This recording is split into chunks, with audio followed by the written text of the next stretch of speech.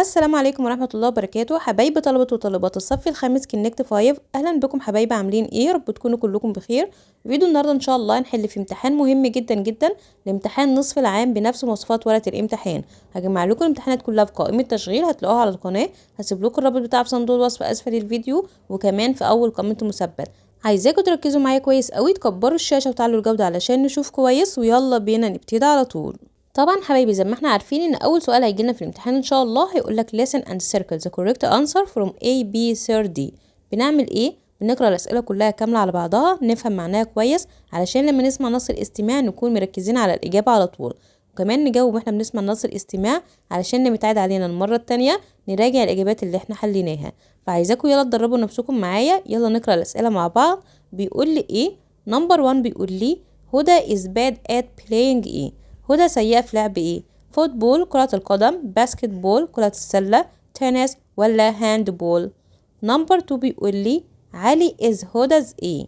cousin ولا brother ولا uncle ولا grandfather؟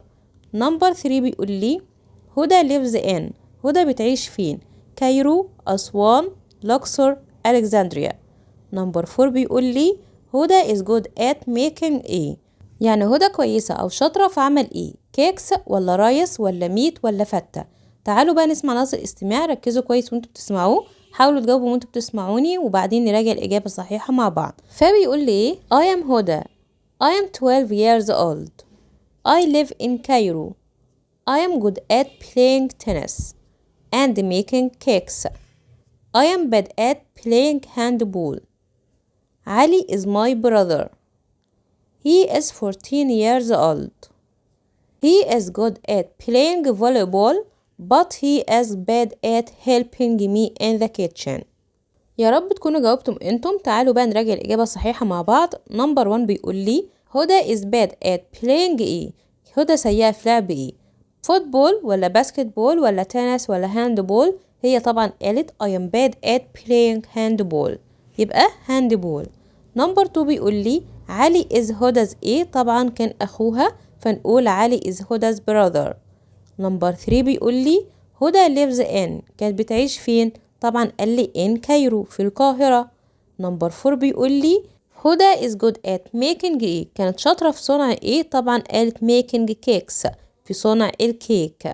تاني سؤال هيجيلنا في الامتحان ان شاء الله هيقولك choose the correct answer from A B C or D. نمبر 1 بيقول لي عمر is ايه؟ all people love him، يعني عمر ايه؟ كل الناس بتحبه. يبقى هو ايه؟ honest أمين ولا bad سيء ولا cold بارد ولا dark مظلم؟ طبعا هيكون honest أمين. نمبر 2 بيقول لي my favorite food is، طعامي المفضل هو ايه؟ farm حقل أو مزرعة ولا chicken دجاج ولا garden حديقة ولا school مدرسة؟ طبعا مفيش أي طعام هنا غير ايه؟ chicken. نمبر 3 بيقول لي جلابيas have ايه but they are hidden، الجلابية فيها ايه لكن هما مخفيين؟ كوت معطف ولا هات قبعة ولا pockets جيوب؟ طبعا الجلابية بيكون فيها ايه اللي بيكون مخفي؟ pockets جيوب. نيجي بقى للسؤال اللي بعد كده بيقول لي read and complete the text with the words in the box. هيجيب لي النص وجايب لي مجموعة كلمات، هكمل النص دي من الكلمات اللي هو جايبها لي. فبيقول لي ايه؟ dresses يعني فساتين، hats قبعات، sun شمس، juice عصير. فبيقول لي girls in Mexico wear colorful ايه during feasts and celebration، يعني البنات في مكسيكو بيلبسوا ايه ملونة اثناء الاعياد والاحتفالات؟ طبعا dresses يعني فساتين ملونة. they love bright colors بيحبوا الالوان اللامعة. people in Mexico wear ايه to protect their faces from the ايه، الناس في المكسيكو بيرتدوا ايه علشان يحموا وجههم من ايه؟ طبعا بيرتدوا hats قبعات to protect their faces from the sun، لكي يحموا وجههم من ايه؟ الشمس. This is a sombrero is a traditional Mexican hat، يعني ده عبارة عن ايه؟ قبعة مكسيكية تقليدية أو مشهورة معروفة يعني. There are lots of different styles، بيوجد العديد من الستايلات أو النمط المختلفة. Some have stripes، بعضهم بيلبسوا مخطط and some are very colorful، وبعضهم ملون جدا. Some even have gold and silver on them. رابع سؤال هيجيلك في الامتحان هيقولك read the text and answer the question. فبيقول لي ايه؟ people in ancient Egypt worked very hard، يعني الناس في مصر القديمة كانوا بيشتغلوا بجد جدا. Everyone had a job، يعني كل شخص كان عنده وظيفة. They could work as a fisherman, bakers, doctors and traders، يعني كانوا بيشتغلوا كصيادين، خبازين، doctors دكاترة and traders اللي هم التجار. But most people worked as farmers، لكن معظم الناس كانوا بيشتغلوا كفلاحين أو مزارعين. Ancient Egyptian women worked at home and could work outside too، يعني المرأة المصرية القديمة اشتغلت في المنزل وخارج المنزل أيضا. Women cooked meals, cleaned the house and took care of their children، يعني المرأة اشتغلت فيه أو النساء اشتغلوا فيه طبخ الوجبات، تنظيف المنزل والعناية بأطفالهم. Women could weave baskets, bake bread and make sandals، يعني النساء اشتغلوا في ايه كمان؟ weave baskets يعني نسج السلال، bake bread خبز الخبز، make sandals اللي هو فيه صنع الأحذية. and they could sell them at the market as well، وكانوا بيبيعون فين؟ في الأسواق. they could even become pharaohs، يعني بل يمكنه أن يصبحوا فراعنة. one famous queen in ancient Egypt was Hatshepsut، يعني أحد الملكات المشهورة في مصر القديمة كانت حتشبسوت. everyone in ancient Egypt knew that work is important for life، يعني كل شخص في مصر القديمة كان عارف إن الشغل مهم للحياة. so the ancient Egyptians were very successful، لذلك المصريين القدماء كانوا ناجحين جدا. تعالوا بقى نشوف الأسئلة. بيقول لي choose the correct answer from A, B, C or D. number 1 بيقول لي the word ancient means very إيه، يعني معناها إيه ancient؟ very tall ولا very high ولا very old ولا very new؟ طبعا very old. number 2 بيقول لي the text is about، النص ده كان عن ايه؟ farmers الفلاحين ولا women in ancient Egypt النساء في مصر القديمة ولا scribes الكتبة ولا craftsmen الحرفيين؟ طبعا كان النص ده عن ايه؟ women in ancient Egypt النساء في مصر القديمة. بعد كده بيقول لي answer the following question.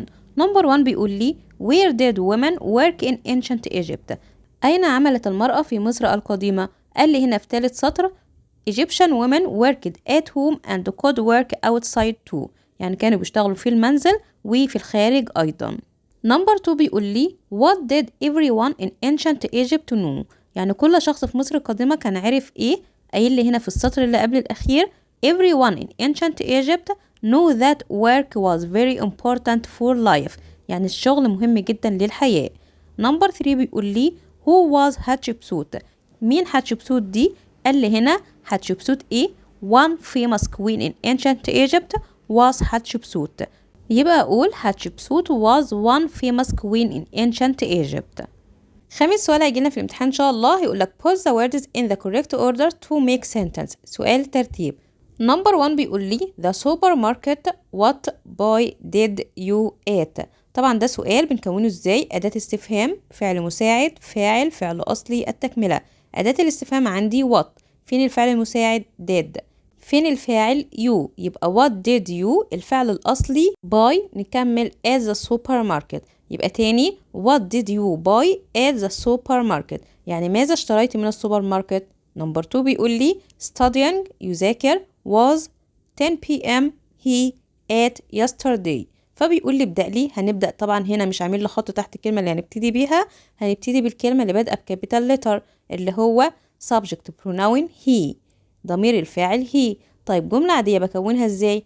subject verb object the complement، فاعل فعل مفعول تكملة. طيب فين الفاعل؟ he، فين الفعل؟ was studying، was studying ده زمن الماضي المستمر، يبقى he was studying يعني هو كان يذاكر نكمل at 10 p.m. الساعة 10 yesterday، he was studying at 10 p.m. yesterday. سادس سؤال هيجينا إن شاء الله هيقولك read and write the correct form of the words between practice. number 1 بيقول لي we don't have some apples، عايزنا نصحح كلمة some. طب دي جملة منفية وعندي apples ده ايه؟ جمع plural. طيب مين اللي بيجي قبل الجمع ويكون الجملة منفية؟